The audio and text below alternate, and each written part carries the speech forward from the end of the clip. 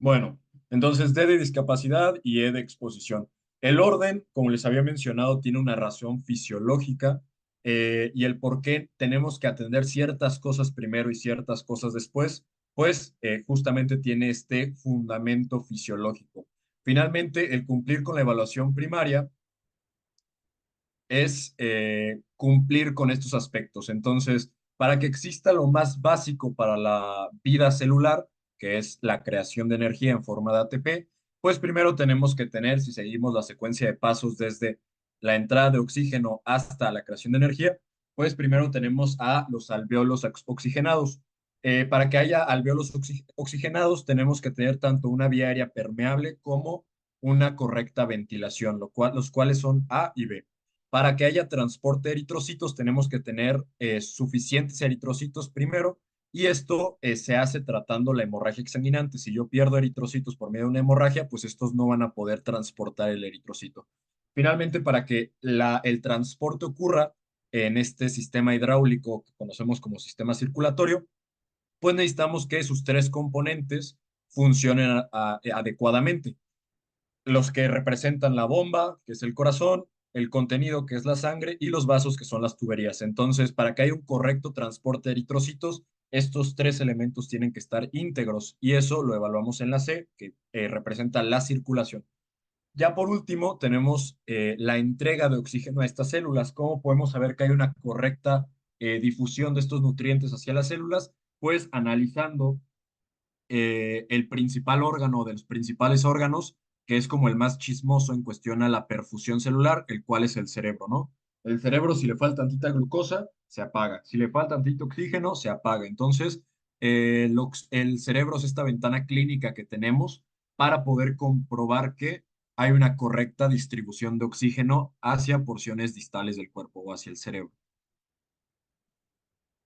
Entonces, si hacemos esta secuencia de pasos, podríamos concluir que tener una evaluación primaria correcta es igual a un metabolismo aerobio, mientras que una evaluación primaria incorrecta nos lleva a un metabolismo anaerobio, que, como recuerdan de sus clases de academia, el metabolismo anaerobio no es sostenible a largo plazo, principalmente por la reducción tan grande que hay en la producción de energía y aparte la creación de subproductos tóxicos como lo es el ácido láctico.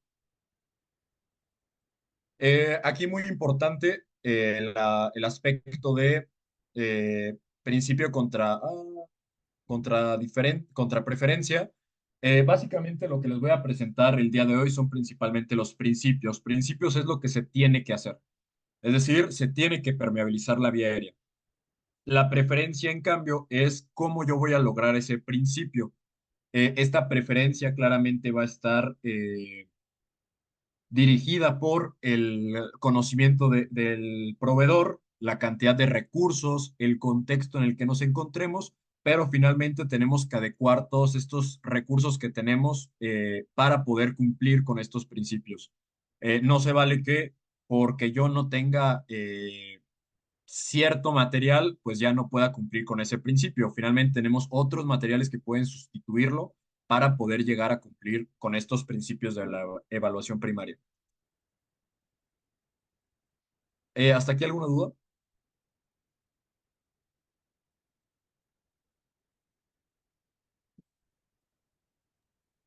No, todo bien. No, amigo, sin ninguna duda. Va.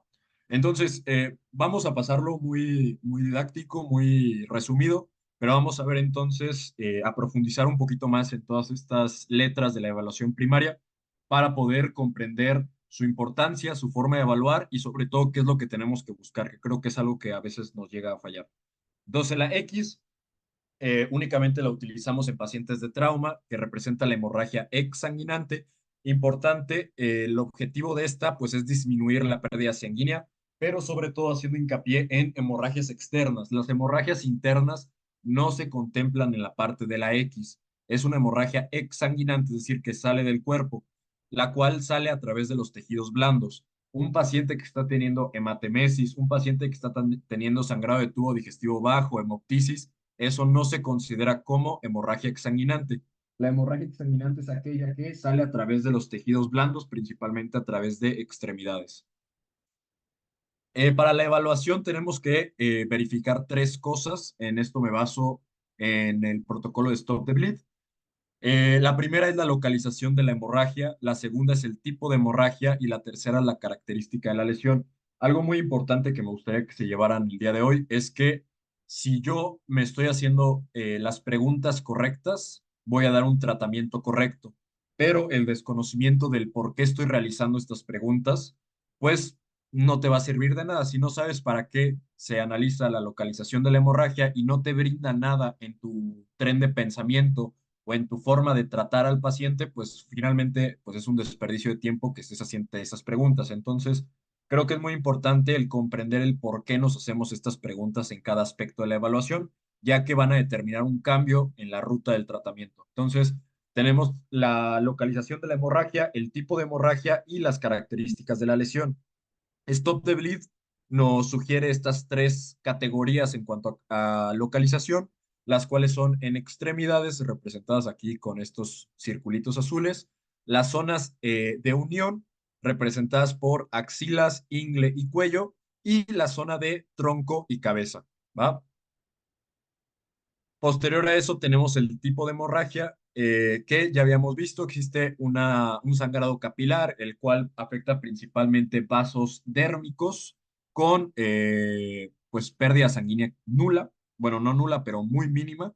El sangrado de tipo venoso, el cual nos describen que es un sangrado de tipo rojo oscuro, con analogía en una caída como de cortina o de cierre de telón en el cual va a ir empapando de manera descendente la extremidad del paciente. Y por último, el sangrado arterial, el cual nos comentan que es como un rojo más rutilante, mucho más brillante, el cual tiene pulso. La verdad es que el tipo de hemorragia no debe ser en el 100% de el determinante del cómo voy a tratar a este paciente. ¿Por qué? Porque sabemos que, pues, no es como que el cuchillo nada más ataque un vaso sanguíneo, sino que se puede llevar tanto a una vena como a una arteria. Entonces, la combinación de esta sangre, pues, puede llegar a ser difícil la distinción entre ambos tipos de sangrados. Entonces, no es que sea recomendable determinar así de manera muy cierta qué tipo de sangrado es, porque la mayoría de los sangrados va a ser de tipo mixto, ¿ok? Y por último, las características de la lesión, principalmente las lesiones que son profundas, ¿ok? Las cuales pues van a requerir de un tratamiento diferente. El mismo Stop the Bleed nos brinda esta tablita que me gusta mucho, la cual nos sugiere según la zona de la lesión y el tipo de la lesión, es decir, si es tanto la intensidad como las características propias de la lesión, pues cómo vamos a atender a estos pacientes. Entonces, si se pueden dar cuenta, la presión directa es útil o aplicable en todas estas zonas del cuerpo, extremidades, zonas de unión y tronco. Sin embargo, recordar que tronco, la porción más profunda, es decir, porción intratorácica o intraabdominal, pues la realidad es que es difícil hacer una presión directa y la verdad es que la evidencia sugiere que es mejor no empaquetarlas ni intentar hacer una presión directa y más bien darle prioridad al traslado. En cuanto a extremidades y zonas de unión, pues vamos a utilizar un apósito o una gasa de preferencia, bueno, no de preferencia, obligatoriamente estéril. Y si es que contamos con el equipo, como alguna vez contamos, con características hemostáticas. El PHTLS sugiere que en caso de ser un apósito o gasa no hemostático, aplicar la presión directa durante 10 minutos, pero si es hemostático, se tiene que aplicar durante 3 minutos. El empaquetamiento lo vamos a utilizar principalmente en heridas cavitadas, es decir, aquí vamos a hacernos la pregunta de la característica de la lesión y en caso de que esté profunda, vamos a aplicar el empaquetamiento, el cual consiste básicamente en rellenar toda esa herida para poder hacer presión sobre todos los bordes más internos de esta. Y por último, el torniquete en la institución, nada más tenemos los torniquetes para extremidades. No podemos utilizar estos torniquetes para zonas de unión, ya que para los de zonas de unión utilizamos otro tipo, principalmente aquellos que son neumáticos. Y pues para tronco, pues claramente no existen torniquetes. Entonces, en la institución únicamente tenemos el tratamiento de torniquete para extremidades. en qué situaciones es buena opción colocar el torniquete, cuando no cede la presión directa, cuando es una amputación o cuando la pérdida sanguínea pues sea excesiva y que pues ya por la experiencia que tengamos sepamos que pues no va ni a responder ni a la presión directa ni al empaquetamiento. Listo, eso sería todo de X de manera muy, muy resumida. Después vamos a ver la A. En cada una de estas letras vamos a estar analizando las distintas preguntas que nos vamos a hacer y les voy a dar el para qué sirve hacer nuestras preguntas y cómo van a modificar nuestro tratamiento. Entonces, la A significa abrir vía aérea y aparte en los pacientes de trauma la restricción manual de la cabeza o cervical. El objetivo es permeabilizar la vía aérea superior y la prevención de lesiones espinales en caso de trauma. Las preguntas que nos tenemos que hacer durante nuestra evaluación para la restricción cervical es el mecanismo de lesión. El mecanismo de lesión no es determinante nunca del empaquetamiento, únicamente es determinante para la restricción cervical. Mecanismos de lesión importantes, caídas de más de 6 metros en adultos, caídas de más de 3 metros en pediátricos, clavados, personas que se hayan suspendido en un intento de suicidio, eh, choques automovilísticos a altas velocidades, choques en motocicleta, pues estos son mecanismos de lesión que nos indican que se tiene que hacer una restricción cervical, pero no que se tiene que hacer un empaquetamiento, es únicamente una restricción manual de cabeza. En cuanto a la apertura de vía aérea, nos tenemos que hacer dos preguntas únicamente. Yo lo que les recomiendo es, bueno, lo que a mí me ha servido es ponerle a cada una de estas evaluaciones un aspecto kinestésico, es decir, una acción que yo tenga que realizar para darme cuenta que estoy en esa parte de la evaluación. Entonces, si yo estoy haciendo la evaluación de vía aérea, yo lo que hago es abrir manualmente la boca de mi paciente o en caso de que esté consciente, pedirle que la abra y esto nos sirve mucho para interiorizar o para poder aterrizar justamente la idea de que estoy evaluando vía aérea. Al momento de abrir manualmente la boca de mi paciente, voy a buscar obstrucción. Ahorita vamos a ver cuáles son las principales categorías de etiologías de la obstrucción y también vamos a buscar sonidos de obstrucción de vía aérea superior, los cuales son únicamente dos, el estridor y el ronquido. El estridor es este sonido agudo, principalmente inspiratorio, que señala una disminución del lumen en la vía aérea superior. Lo podemos encontrar en enfermedades infecciosas, como en aspiración de cuerpo extraño o en edema de vía aérea superior por quemadura de vía aérea o por obstrucción por un cuerpo extraño. Entonces, el estridor básicamente lo que nos señala es que el lumen o el diámetro de nuestra vía aérea por alguna razón está siendo obstruido o disminuido. Cuando hablamos de estridor, estamos hablando siempre de vía aérea superior. No se vayan a confundir con sibilancia, el cual es de vía aérea inferior. Y el ronquido, pues es básicamente el sonido de obstrucción provocado por el descenso de la lengua. ¿Cuáles son los principales factores que tenemos que buscar al momento de analizar nuestra vía aérea? Son principalmente cuatro. El primero y el de los más comunes, el posicional, el cual crea la principal obstrucción de vía aérea, la cual es la lengua, recordando que pacientes inconscientes tienen una pérdida de la tonicidad de la lengua, provocando su descenso, obstruyendo la orofaringe. Entonces, muchas de las veces la boca, el interior está íntegro, sin embargo, pues la posición no permite la alineación correcta de los ejes respiratorios y por lo tanto obstruye la vía aérea. Anatómico, aquí nos referimos principalmente a cambios en las estructuras de la vía aérea, como lo son el edema, por ejemplo, eh, pérdida de piezas dentales, modificación de la arquitectura normal de la cara por algún traumatismo, etcétera. Fluidos, principalmente saliva, vómito y sangre, los cuales tienen que ser aspirados, y cuerpos extraños, pues los que gusten y manden. El tratamiento, entonces, ya haciéndonos estas preguntas, ¿cómo lo vamos a tratar? Si da positivo a un mecanismo de lesión significativo para posible lesión cervical o medular, vamos a hacer la restricción manual de la cabeza y recordar que en estos pacientes de tercera edad o con enfermedades crónicas, los cuales tienen una menor densidad ósea, pues hay que tener un mayor grado de sospecha para realizar nuestra restricción manual de cabeza. En cuanto a la apertura de vía aérea, hay que recordar que tenemos que seguir un procedimiento escalonado que va desde lo menos invasivo hacia lo más invasivo.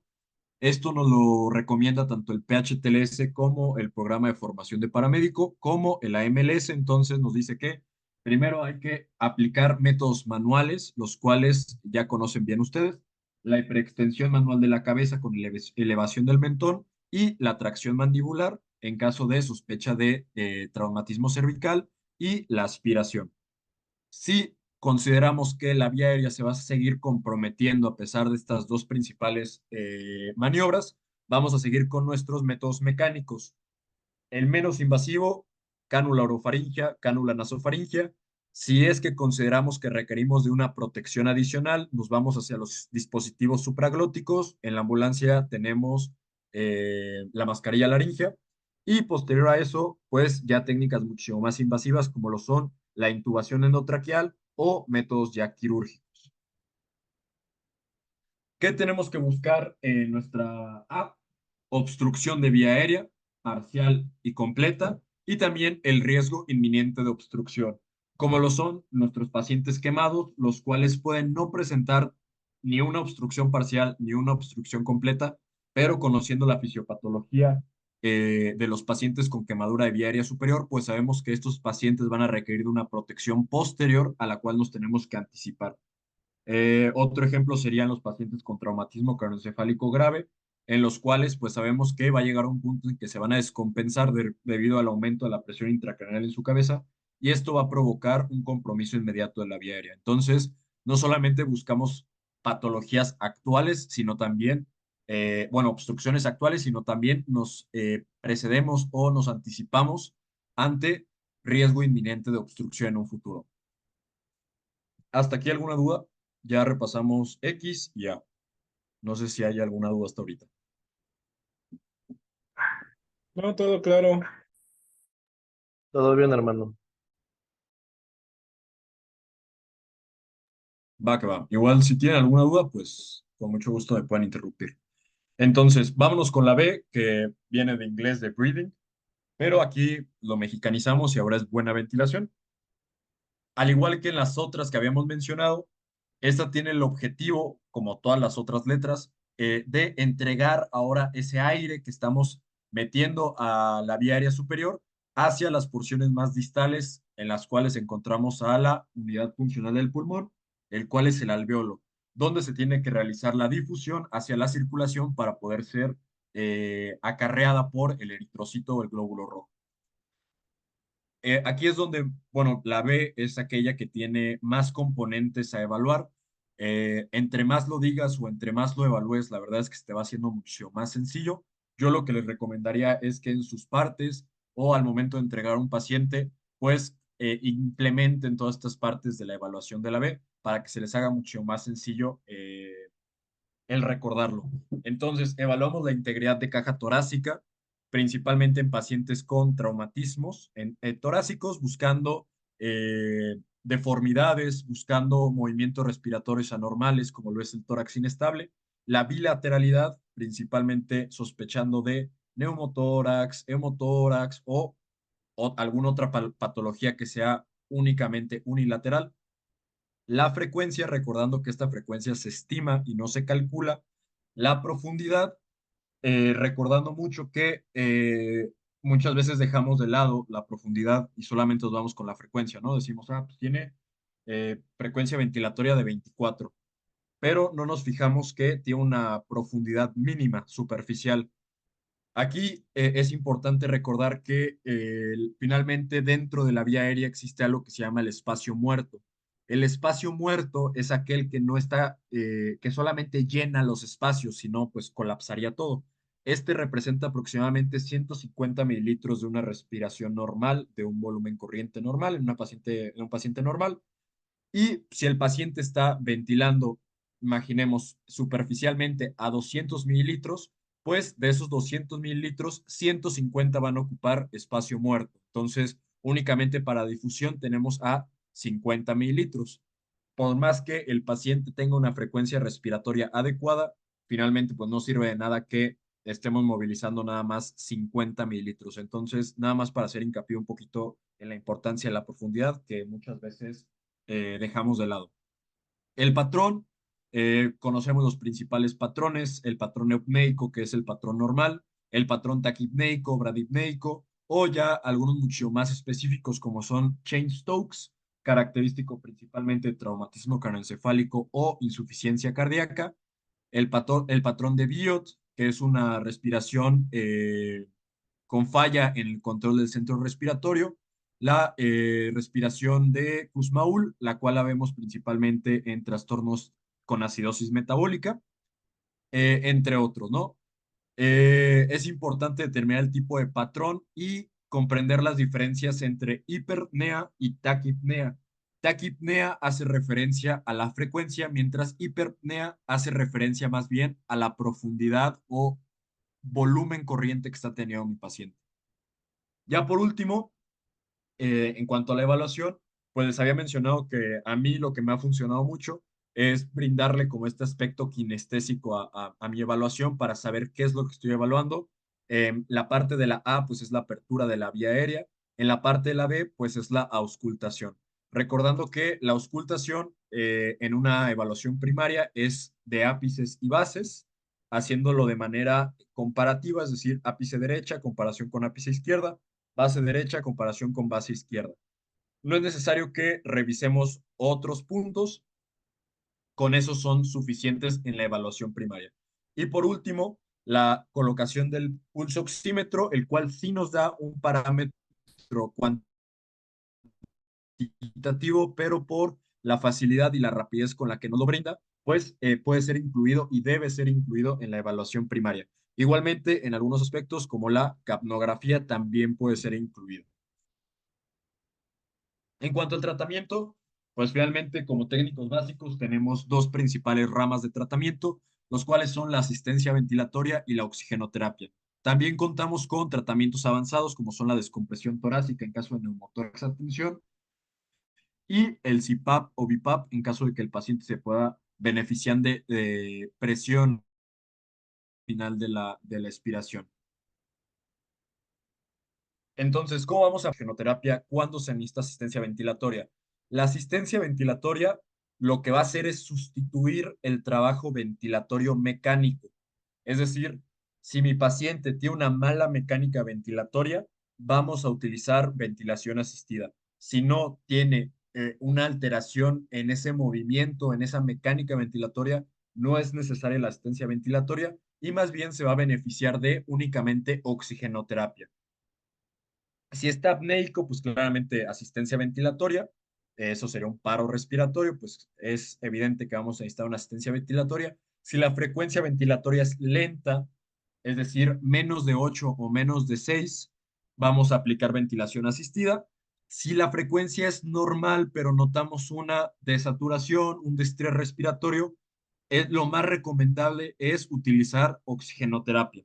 Si esta es rápida, lo primero que tenemos que pensar es que es un proceso compensatorio, es decir, no es que el problema sea la rapidez de la frecuencia, sino más bien es que está compensando algo, puede ser un estado de choque, por ejemplo, un problema intrapulmonar, y estos pacientes no se benefician de la asistencia ventilatoria y más bien se benefician de únicamente oxigenoterapia, los cuales, bueno, la oxigenoterapia lo que puede llegar a hacer incluso es a disminuir la frecuencia ventilatoria a parámetros normales.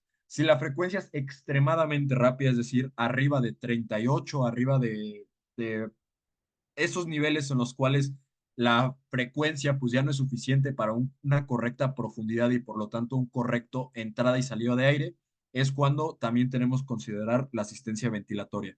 Pero ahí solamente cuando es extremadamente rápida, no cuando sea rápida únicamente. Patologías buscadas, y aquí es donde entra la parte de distinción entre paciente de trauma, paciente clínico. A todos los pacientes, independientemente sean trauma o clínico, tenemos que buscar siempre dos cosas: dificultad respiratoria e insuficiencia respiratoria. Ya para este punto, ya tenemos que saber nosotros cómo diferenciar clínicamente nuestro ámbito entre dificultad e insuficiencia respiratoria, porque el manejo claramente en nuestro ámbito prehospitalario es muy distinto entre una dificultad y una insuficiencia. Independientemente sea clínico, independientemente sea trauma, tenemos que hacer la distinción inicial entre dificultad e insuficiencia respiratoria. Ahora, ya yéndonos más específico a trauma, principalmente trauma torácico, tenemos que buscar siempre neumotórax a tensión, neumotórax abierto, tórax inestable y el hemotórax masivo. Estas patologías son las que van a comprometer la vida de nuestro paciente. Yo sé que tenemos como esta idea de no, pues también tenemos que encontrar el neumotórax simple. La realidad es que no. ¿Por qué? Porque un neumotórax simple no te va a matar a tu paciente en la próxima hora. Es más, es posible que el neumotórax simple ni siquiera sea clínicamente evidente. Entonces, vamos a buscar patologías de trauma, las cuales sí ameriten un tratamiento inmediato y por lo tanto son aquellas que tenemos que buscar dirigidamente. En cuanto a clínico, pues finalmente en clínico lo que hacemos inicialmente en la evaluación primaria es identificar si existe dificultad o insuficiencia respiratoria.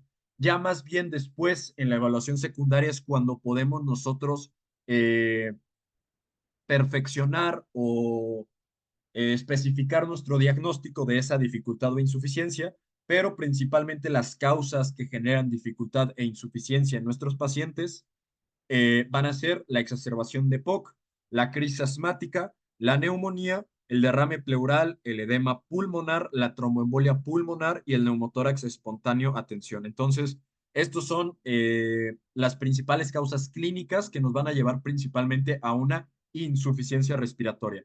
No las vamos a buscar intencionadamente en nuestra evaluación primaria, pero las tenemos que sospechar más allá en nuestra evaluación secundaria. ¿Hasta aquí alguna duda o aportación? No, amigo. Todo bien, Alex. Queja.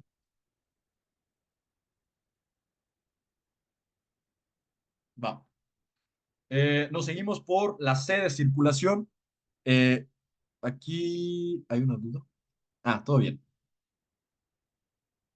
En la C, pues vamos a tener el objetivo de obtener valores hemodinámicos que van a permitir la perfusión tisular. Entonces, ya entró el aire desde la vía aérea superior, ya se movió hacia la vía aérea inferior, ya llegó al alveolo. En el alveolo hubo una correcta difusión de gases, pero ahora tenemos que tener este sistema hemodinámico funcionando adecuadamente. Para poder comprender lo que evaluamos en la C, pues un poquito de fisiología rápida. Los componentes del aparato circulatorio, pues se componen de la bomba, el corazón, que es el corazón, el contenedor, que son los vasos sanguíneos, y el contenido, que es la sangre. La integridad de estos tres componentes se va a reflejar como una C adecuada o una C sin alteraciones. Si alguno de estos componentes falla, vamos a tener un compromiso en nuestra C. Es decir, si falla el corazón, vamos a tener un compromiso en la C. Si falla los vasos sanguíneos, vamos a tener un compromiso en la C. Y si falla la sangre, pues también vamos a tener un compromiso en nuestra C.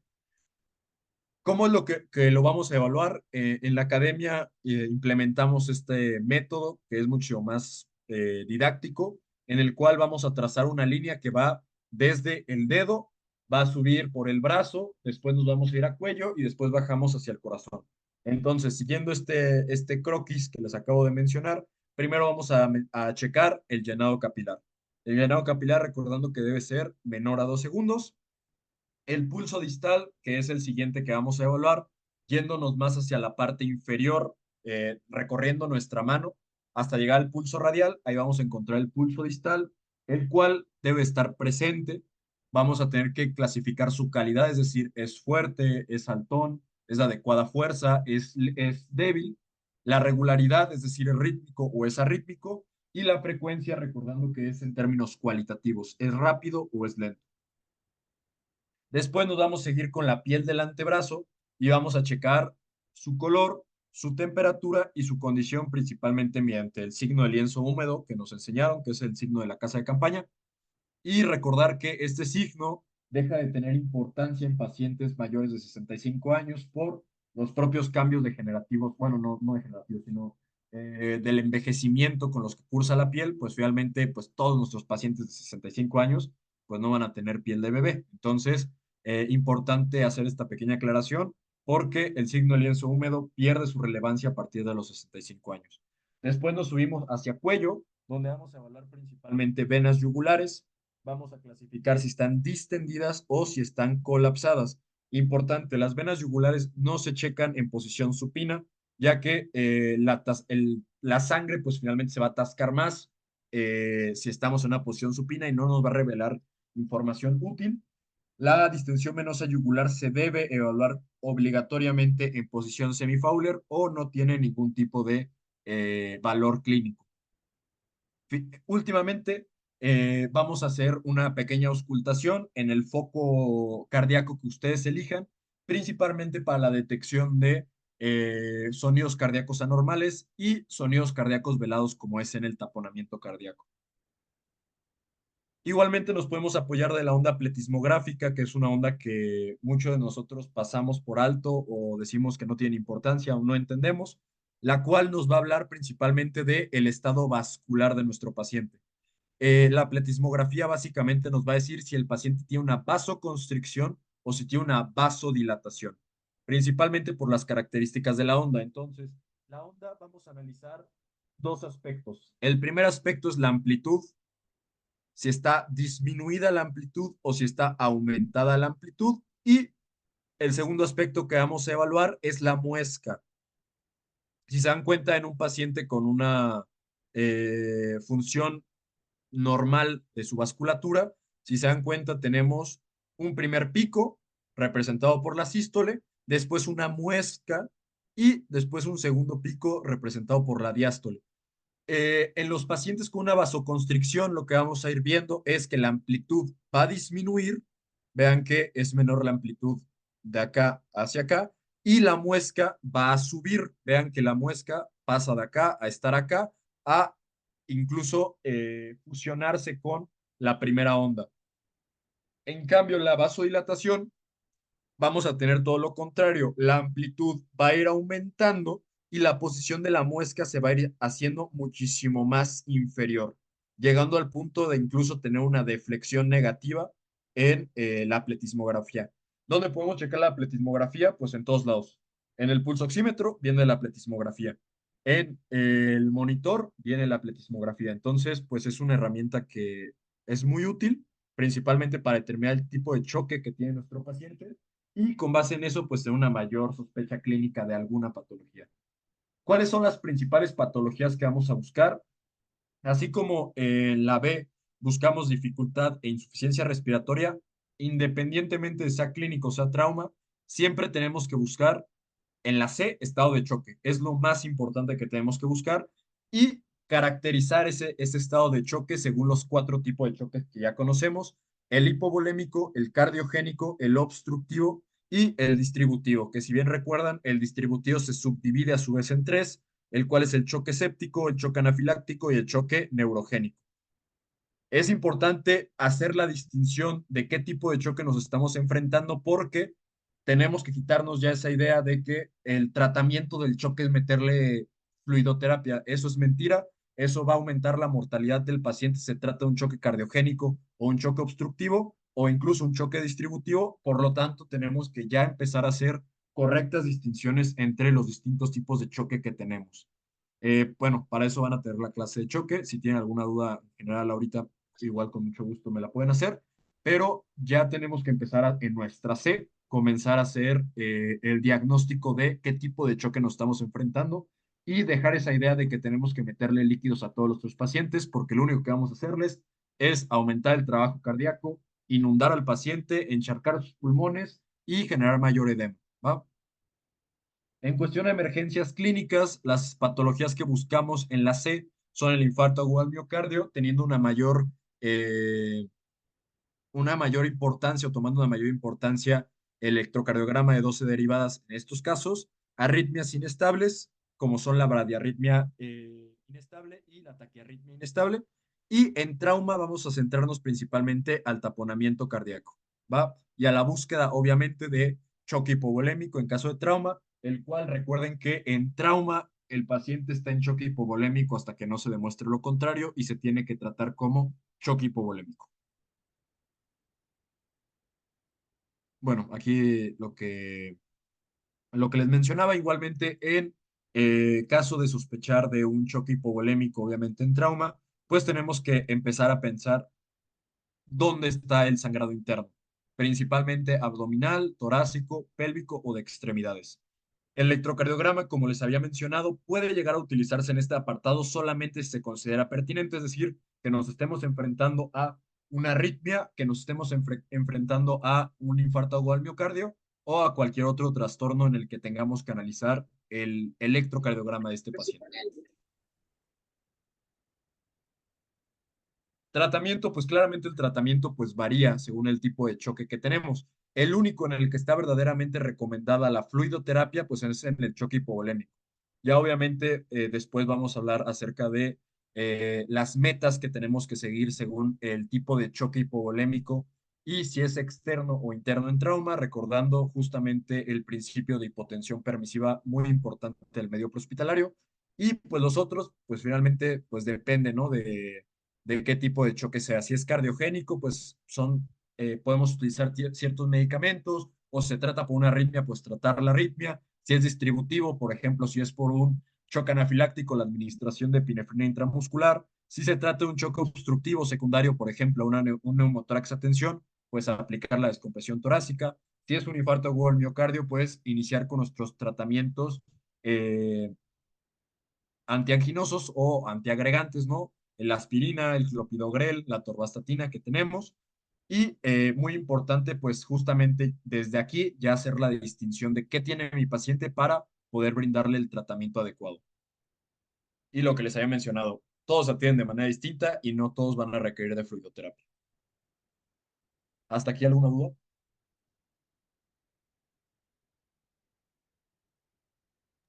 Todo muy bien. Negativo, hermano. Súper.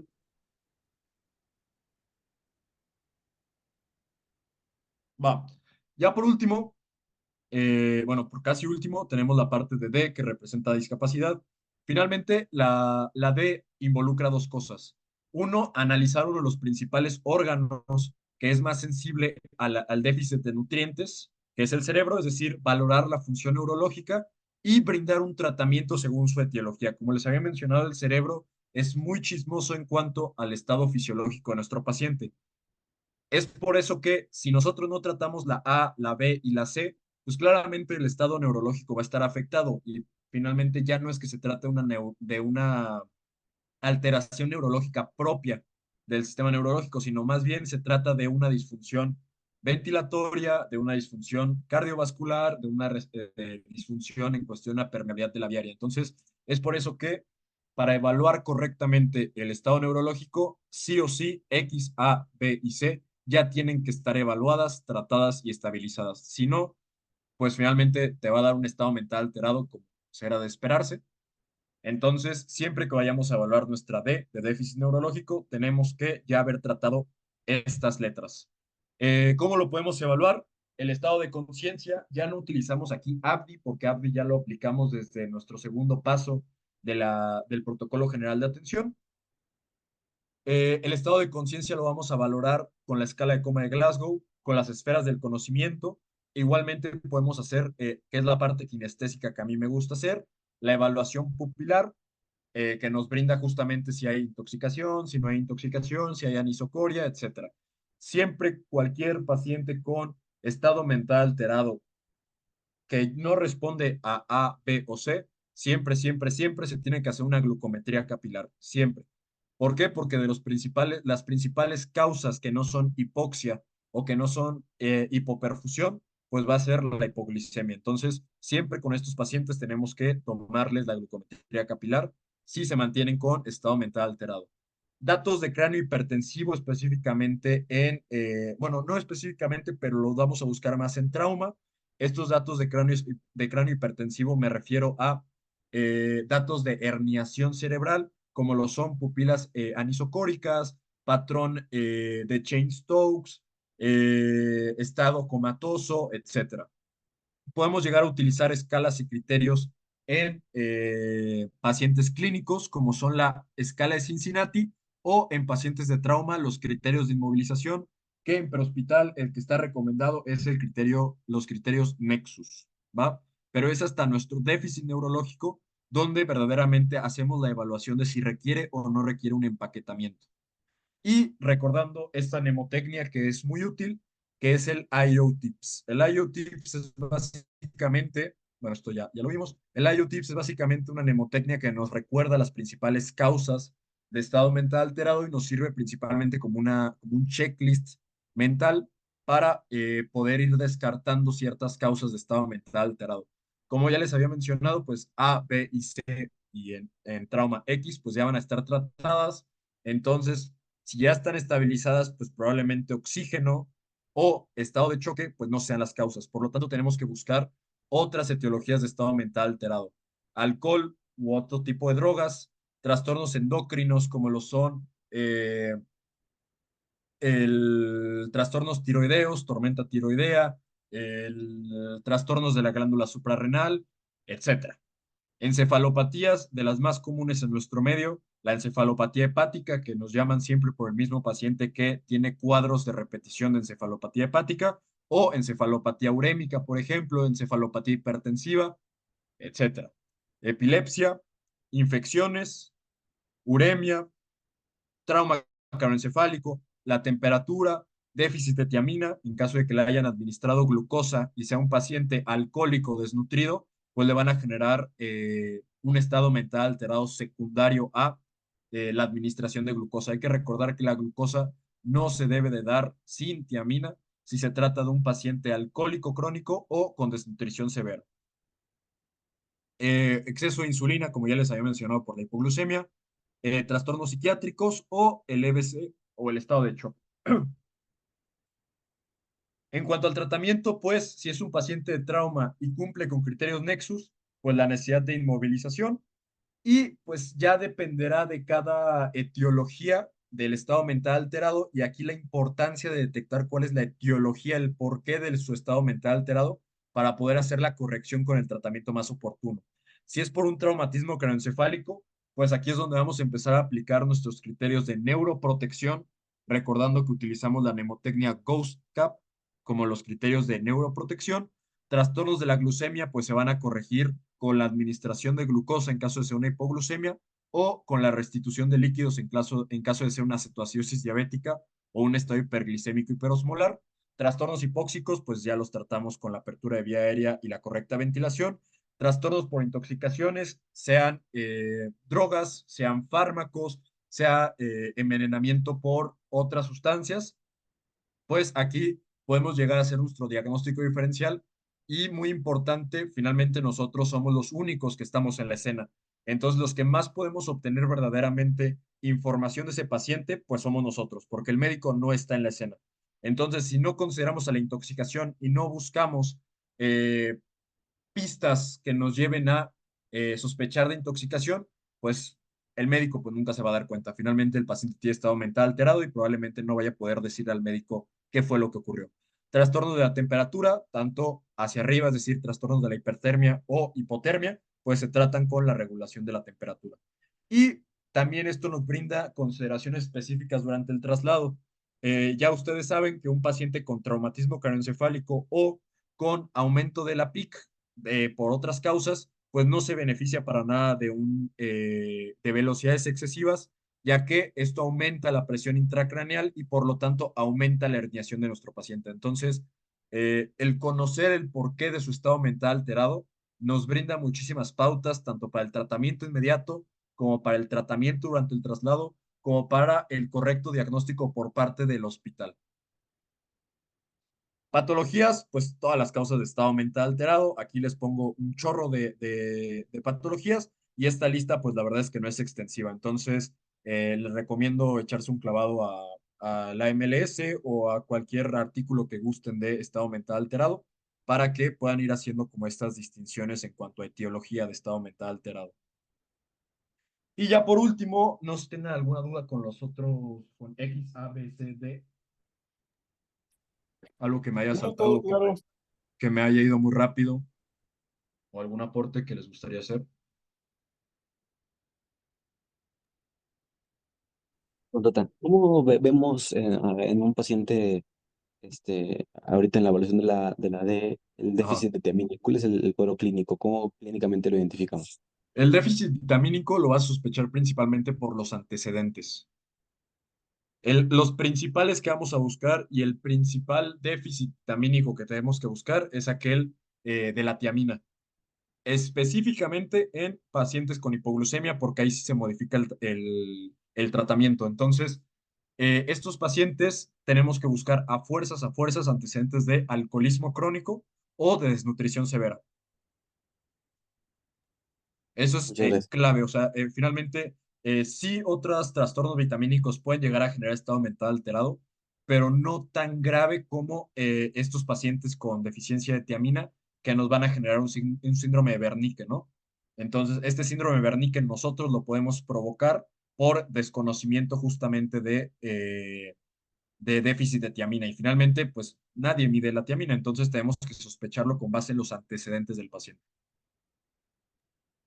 Y si Muchas quieren gracias. investigar el síndrome, es el síndrome de Wernicke-Korsakoff. ¿Alguna otra duda?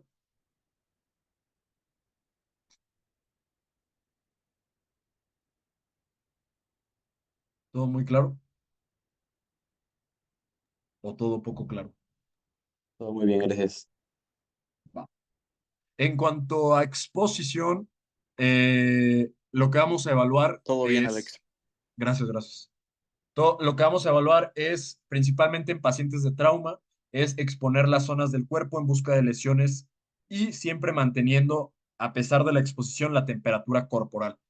Entonces, el PHTLS nos dice que la parte del cuerpo que no se exponga va a ser siempre la más gravemente lesionada.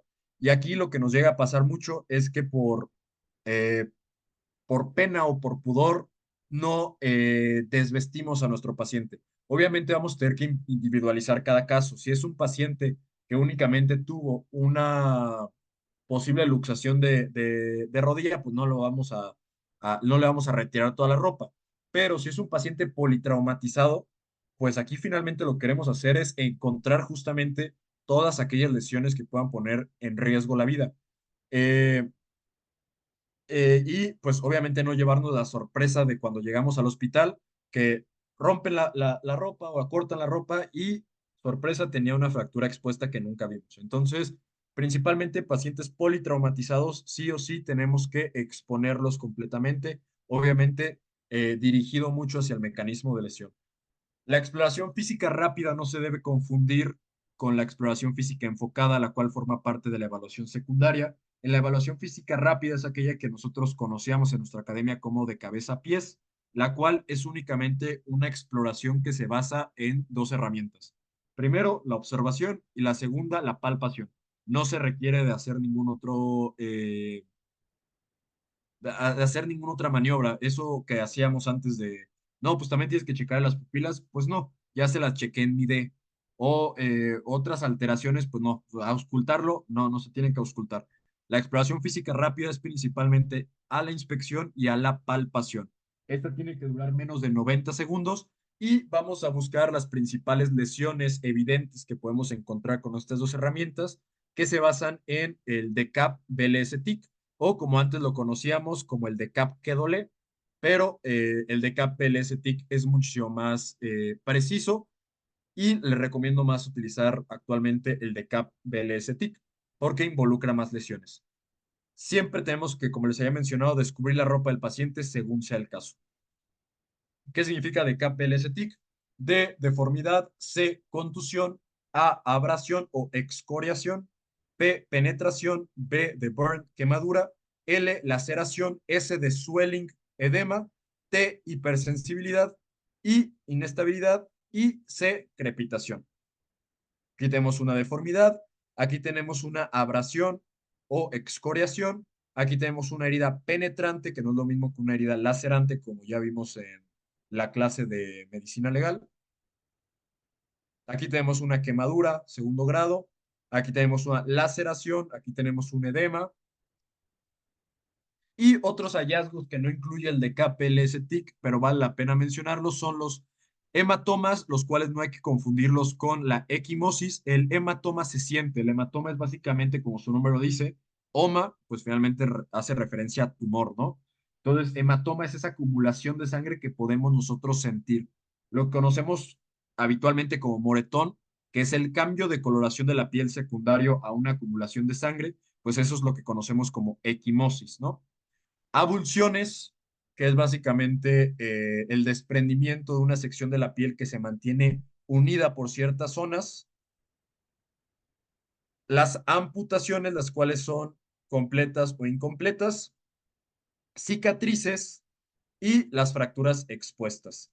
El tratamiento pues va a depender siempre del tipo de lesión. Si es que encontramos alguna hemorragia que no era evidente, pues hacemos el control de la hemorragia, o si encontramos una fractura, luxación, deformidad, hacemos inmovilización de la extremidad, hacemos el tratamiento específico de quemaduras que ya conocemos, y siempre recordando que la E también es mantener la temperatura corporal, principalmente mediante el uso de manta térmica o de la calefacción de la unidad.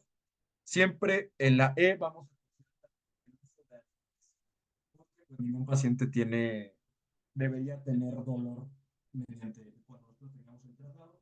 Recordando que el dolor finalmente empeora el cuadro del paciente, empeora la cooperación que tiene con nosotros el paciente, y pues finalmente la realidad es que el dolor no es útil para el diagnóstico en urgencias, ¿va? Patologías buscadas principalmente a nivel de trauma. Vamos a dividirlas en tres: patologías que ponen en riesgo la vida, patologías que ponen en riesgo la extremidad, y los traumatismos no mortales, que son más que nada incidentales, que los encontramos pero que no verdaderamente representan un compromiso ni de la extremidad ni de la vida. Aquellas que ponen en riesgo la vida, principalmente en extremidades, son la hemorragia, que finalmente ya tratamos en la X, la embolia grasa, principalmente en fracturas de huesos largos como en fracturas de fémur, el síndrome de aplastamiento, el cual tenemos que recordar que es aquel que se da cuando una extremidad se somete por un largo periodo de tiempo a un aplastamiento, obviamente por algo que corta la circulación, tanto de adentro hacia afuera como de afuera hacia adentro, y recordar que si nosotros liberamos esta extremidad, lo que va a provocar es una liberación tanto de productos de desecho de las células musculares como potasio que está dentro de las células, provocándole al paciente paro cardiorrespiratorio, y si no es paro cardiorrespiratorio, mínimo si le generas una lesión renal aguda y por lo tanto, pues lo condenas a dializarse toda su vida. Y tenemos las patologías que ponen en riesgo la extremidad, que son la fractura abierta, el compromiso neurovascular y el síndrome compartimental. Y tenemos los traumatismos que no son mortales, como son las luxaciones, como lo son las fracturas simples, como son los esguinces, etcétera, que no son específicas de la evaluación primaria per se. No debería tener tanto peso como aquellas que ponen en riesgo la vida o que ponen en riesgo la extremidad. Aquí les creo un pequeño resumen por si lo quieren llegar a ver, está en la presentación que ya les había mandado, acerca de cuáles son las principales evaluaciones que realizamos en cada una de estas letras. Y aquí lo que les puse fue, pues, las partes kinestésicas que a mí me ayudan, es decir, las acciones que yo hago, es decir, el cómo yo realizo mi evaluación primaria. Claramente ustedes tienen sus preferencias, pero con que sigan los principios de la evaluación primaria, pues con esos ya sería una correcta atención. Entonces aquí nada más están las partes de las acciones que se pueden llegar a realizar en cada una de estas letras para recordar que están checando esas letras. Y pues algunas de las referencias que tomé para hacer esta presentación. Y sería todo de mi parte. ¿No os tenga alguna duda, algún comentario? Muchas gracias. Todo muy bien, Alex. Muchísimas gracias por compartir tu conocimiento. A ustedes. Sí, Gracias. Alex, igual agradecerte, Alex, siempre se aprende algo más. Nivel de entrenamiento este. Muchísimas gracias, Alex. Muchas gracias a todos por tu asistencia. Los voy a enviar en el chat. El link de asistencia es un documento, bueno, es un forms. Por favor, llénenlo todo. En ese forms van a encontrar un apartado donde tienen que escribirme su nombre completo, otros apartados donde tienen que ponerme de qué guardias son y ese tipo de cosas. Y por último, hasta el final, un apartado de libre contestación, en donde pueden ponerlos ahí todos los comentarios sobre la ponencia y hacia el ponente agradecimientos, o sugerencias, opiniones, todo lo que quieran agregar es bienvenido. Estos comentarios y eso se va a hacer llegar a cada uno de los ponentes que tengamos aquí presentes. ¿Alguna duda, alguien?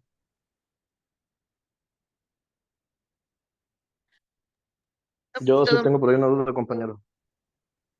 Adelante. Fíjate que una vez ahí, como que fue un intercambio de criterios en el tema del manejo del concepto de amputación.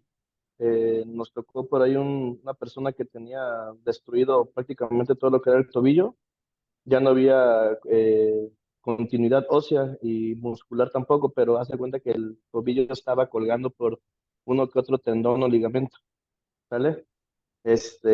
Un compañero bombero que pues, nos ayudó, nos asistió, manejó que la lesión era una fractura, cuando pues esta lesión, a criterio de lo que pues hemos visto, se enfoca más o como que se direcciona más a lo que es una amputación.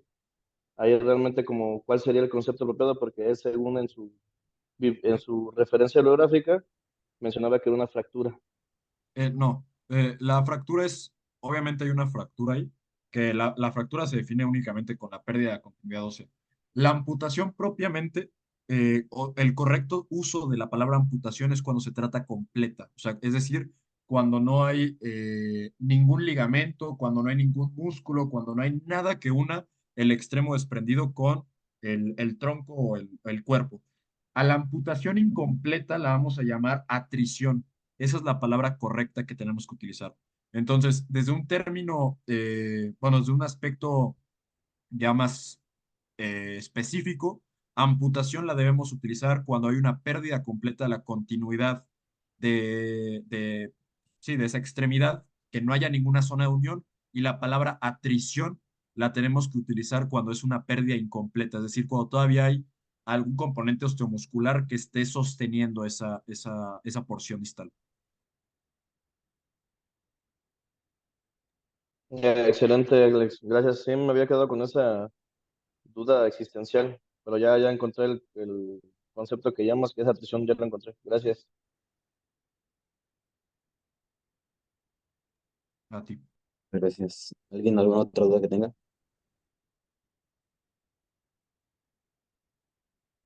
Muy bien. Entonces nada más, por favor, nos pide secretaría si nos prenden sus cámaras para tomar evidencia de la sesión del día de hoy.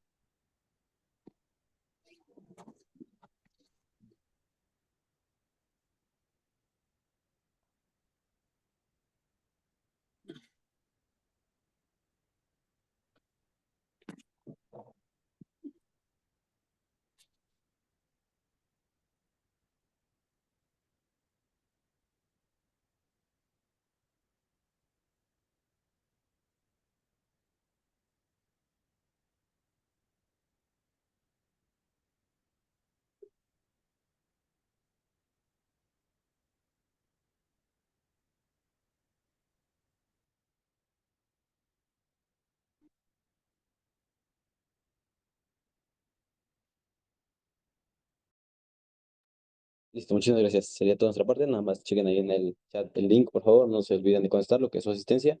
Y nos vemos aquí la siguiente semana. Chequen ahí el calendario para la parte de qué día es y nos estudien mucho, por favor. Y pues, sería toda nuestra parte. Gracias, Alex. A ustedes, buenas noches. Muchas gracias, Alex. Gracias, Alex. A ustedes. Gracias, Alex, Iki. Saludos a todos. Saludos, comandante.